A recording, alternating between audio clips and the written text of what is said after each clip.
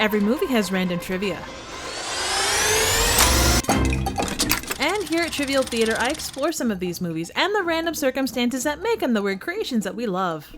This week, I'm covering a personal fave and cult classic, made up of just 3 letters. Don't touch that dial, cause we're hitting up 1989's UHF. We begin in weirdly familiar settings, complete with subtle signs of danger. May I present to you 1980s Weird Al Yankovic, complete with glorious 80s glasses and tight curly hair. And in under 2 minutes, you know exactly what kind of film this is. The kind that replicates a shot really well, then says fuck it and subverts your expectations. After retrieving his well-deserved rip-off Oscar, George gets a little overexcited with some mustard, and is promptly fired from the latest in a long line of jobs. He's met at his apartment by the first of a few random things that fly through windows. We then learn that the 80s was an interesting time for fashion, as modeled here by this floral print top and polka dot skirt ensemble. Yeah. Anyway, George is introduced to his new gig, manager of a tiny TV station called UHF 62. After meeting the mad scientist / chief engineer, we get this incredibly astute observation about running a TV station. Don't worry, Bob. It's just like working in a fish market. Except you don't have to clean and gut fish all day. We then meet our chief baddie, RJ Fletcher, the evil broadcast affiliate boss who checks all the boxes for Dirty Rotten Twat Waffle. Displaying the height of pure evil, he sets the stage for a tragic Shakespearean-level love story between janitor Stanley and his faithful mop, who are torn apart by cruel Channel 8 employees. Luckily, Stanley is consoled by George as they make their way back to U62.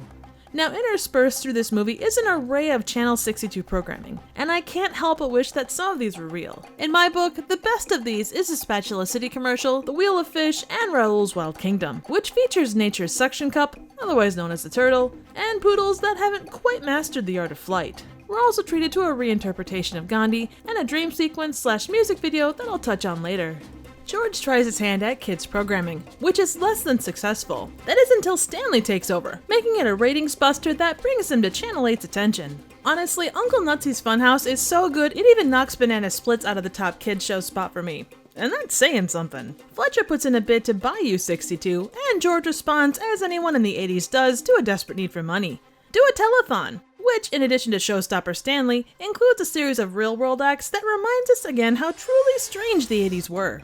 As they close in on their goal, Stanley is kidnapped by Channel 8 goons. He's held in a warehouse where he encounters his mop, and like any romantic hero of old, he springs into action to save it. Unfortunately, he's recaptured and has to be rescued by George in full Rambo First Blood mode. Now, I unapologetically love this sequence so much. From people exploding to places exploding.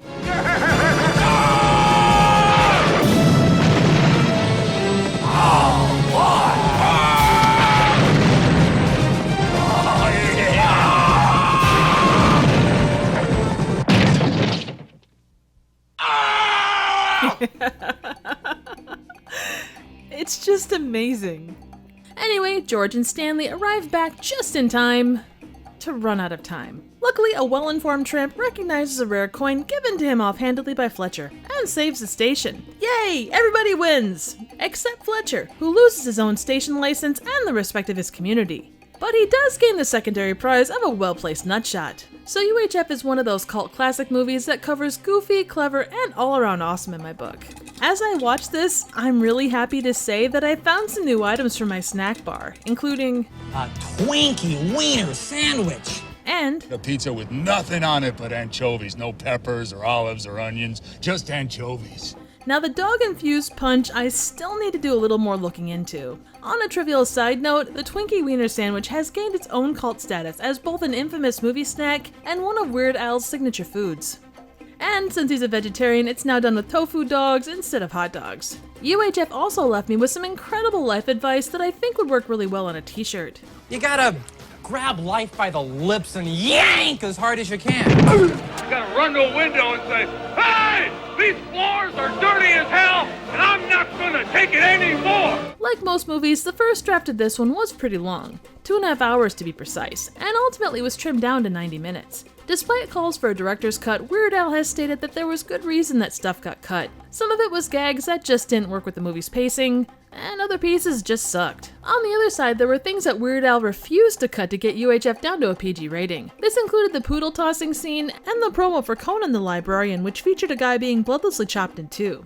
The Beverly Hills Dream Sequence song was a spoof of Dire Straits' Money for Nothing. It was allowed to be used on the condition that Dire Straits guitarist Mark Knopfler play the guitar line. It was a shot-for-shot send-up of the music video with Beverly Hillbilly elements and Weird Al integrated. Now across the movie there are some very on-the-nose parodies, from Indiana Jones and Rambo to Network and Gone with the Wind. There's also connections to Mad Magazine in Weird Al's character George Newman, last name of the famous Mad's chief character, and Uncle Nutsy's Playhouse. Also, the amount of stars that were almost in this movie is a little staggering.